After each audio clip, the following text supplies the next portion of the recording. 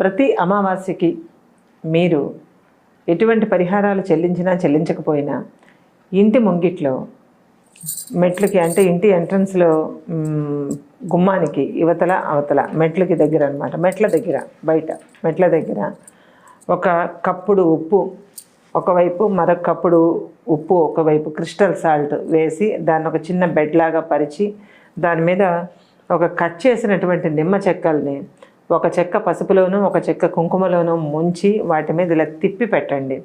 ఎవరైనా చూస్తే కనిపించవలసింది ఉప్పు, కళ్ళుప్పు తాలూకా బెడ్, దాని మీద ఎర్రటి మొక్క ఒకటి, పసుపు రంగు మొక్క ఒకటి బయటికి కనిపించేటట్టుగా ప్రొజెక్ట్ చేసి ఇలా పెట్టండి. ఇట్లాగా పెట్టండి.